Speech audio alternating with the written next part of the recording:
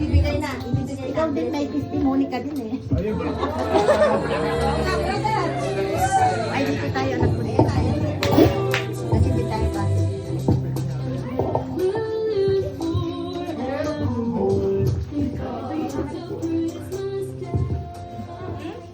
Sobra kaming nagpapasalamat. Naku, mayak yata ako.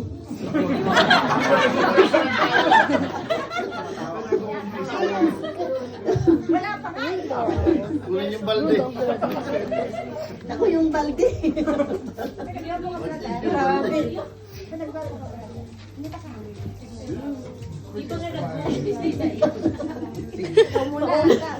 Salamat sa Diyos. Sobrang nagpapasalamat kami kahit na yun na, maraming trials, pero talagang salamat sa Diyos dahil hindi niya tayo pinapabayaan. Amen. May iba naman tayo, masaya naman.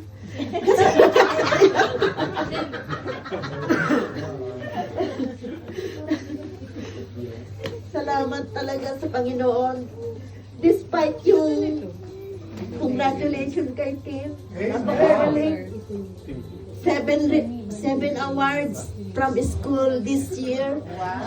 December pa lang, kaya sobrang kahit yung despite na busy siya sa kanyang career as a footballer, naka-receive pa siya ng 7 awards from school. So talagang ang daming grateful, thankful sa Panginoon dahil nagulat ako nung pinakita niya sa akin yung mga awards niya na dala-dala from school. Hindi ko akalain na napakagaling. Well done. Grabe. Achiever. From the start to achiever na eh. Talagang grateful talaga kami sa Panginoon. Ang galing-galing. Grabe. Ang alam ko hindi nag-aaral pero dala-dala niya yung awards niya, no? Diyos ko, sabi ko, mapayak ako dahil ang akalam ko, football lang ang alam. Kaya sabi niya, Mama, look at this. I have a lots of awards. It's 7, Mama, sabi niya. Do you want something to say? 7 burgers. Sabi niya, I deserve this, Mama. What I'm gonna have? sabi niya, ayun, ang dami niyang binili. Kasi ako talagang wala akong time na magbili. Ngayon lang ako nakabili yung mga regalo ng may mga regalo ngayon. Kanina lang talaga kasi talagang na-late ako pumasok. Pero God bless, thank God dahil nagkaroon ako ng pagkakataon kanina nagbili. Na-late pa ako dito. Pero thank God talaga, siya yung taga-bili ko, yung lahat ng mga regalo namin talagang siya yung bumili. Thank you sa akin. Mahal na asawa, napakabait. Sobrang mabait. Pero, yung sabi nyo na yung one day na hindi kami mag-iimik, hindi ako makakatulog niyan pag hindi ko inimik.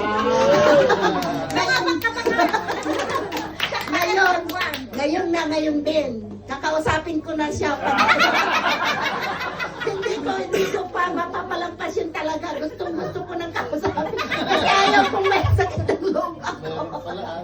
Kaya, sobrang pasasalamat ko kahit na nagtatampo siya.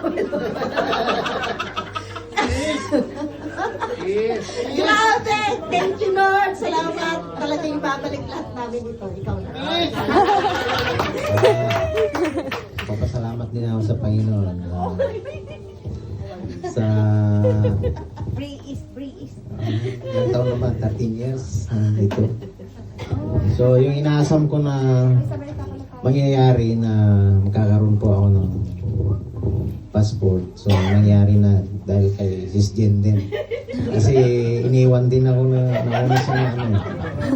Sabi niya, sabay-sabay kaming mag-exam ng Life in the UK. Nauna siya. So, pumasa siya. Ako nainggit ako. Sabi ko, ba't nangiiwan kasi? Sabi ko, Sabi mo, sabay-sabay tayo nila Pastor. Ngayon, nauna ka. So, nung nag-take din kami ni Pastor ng Life in the UK, nung pumasa kami ni Pastor, so, laging tuwa namin ni Pastor at pumasa kami ng dalawa. So, after that, nung pumasa na ako, sabi ko, ito, tuloy-tuloy na to, wala nang hintuan, sabi ko. So, ginawa namin ni Pastor yung pag-apply ng passport. So, nung dumating na nung nakarang buwan ba yun? Yung nakarang buwan, dumating na yung passport ko. So, ay pasasalamat ko, iniwan ko rin si Sis Jen ngayon. Nauna ka naman sa kanya. Kaya, bawi-bawi lang. Pero susunod na yan. Amen. Claim na susunod na yung sa kanya at saka kay Pastor. So, laging pasalamat ko rin kila Pastor at saka kay Sis Jen na kung wala sila Pastor na nag-a-advise din sa akin na ganito ang gawin. Tuloy-tuloy na yan, Brad. Matutuloy na yung pagkakapi natin sa ibang lugar. Kasama sila Sis Bing. Lagi akong ini-invite na magkakapi daw kami sa labas. Sa labas ng bahay. Sabi ko nga magkakapi tayo sa Canada, sabi ko. Canada water ba? Canada water.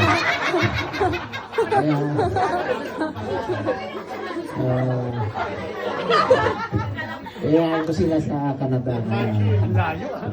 Pero Denmark yun. Sa may Camberwell. magpapasalamat din ako kay Tim na siguro maybe this month or next month magkakaroon na rin siya. So, we claim na ma-approve na yung sa kanya. So, laging pasasalamat ko sa Panginoon dahil napakabait na bata. At kay Sis Janice na nag-assist din sa kay Tim, maraming salamat sa mga prayers nyo. Nagpapasalamat kami. Kahit na minsan may mga struggle sa pamilya, nangyayari sa atin. Pero pinagkakalob ng Panginoon yun para magiging matatag tayo sa Kanya. So, kahit minsan nagtatampo, pero yun is pinapayagan ng Panginoon para yung ating mga kamalian minsan marirealize natin na laging matatag tayo sa Panginoon. So, nagpapasalamat din ako sa napakabait na asawa. Laging nakasuporta sa akin. Kahit minsan, sabi ko, ayaw ko, pero siya yung pumipilit, nagpo-force sa akin na kaya mo yan, kaya mo yan. So, sabi ko, hindi pa ngayon, sabi ko kasi nung una hindi ako pumasa sa Life in the UK, parang nawalan ako ng gana. Pero siya, lagi niya ako ini-encourage, ikaw na lang ang wala, sige na, diretso. Sabi niya, mag-exam ka na, sige na, kaya mo yan. So, yun nangyari. Laging pasasalamat ko sa kanya, lagi kaming kikwentuhan din sa umaga kasi may part-time kami sa umaga. Kikwentuhan kami lagi na 4:30 na madaling araw, umalis na kami. So, nagkikwentuhan kami about sa mga nangyayari sa buhay namin. So, laging pasasalamat ko sa kanya kasi laging nakasuporta sa akin. Binabalik ko lahat ng papurit pasasalamat sa ating Panginoon Diyos. Meron pa akong pahabol. Maraming salamat nga kay kila Pastor J, talagang kay Sis Jen, at sa inyong lahat, Bibo Stream Family Church. Ilang taon na, 14 years na tayo nagsama-sama dito. So, sobra yung blessing na tinatamasa ng aming pamilya. Yes, talagang to God be the glory. Talagang ang pananampalataya natin sa Panginoon, ibinibigay niya in the right time talaga. At kay Pastor G talagang sobrang sumusuporta. Yung aming business talagang nag-grow. Kahit na minsan may trials, pero talagang pinautang pa ako ni Pastor. Yun ay talagang nautang ko. Sabi niya, magkano gusto mo? Hindi ko po alam. Pero talagang nag-offer si Pastor. Salamat po, Pastor, hanggang ngayon. At talagang I hope na yung... Hindi ko po nga po alam. Kaya, salamat, nag-grow. At more growing, more blessings to come. At hindi ko po kasi ginagalaw yung dahil hindi ko po alam yung patakaran.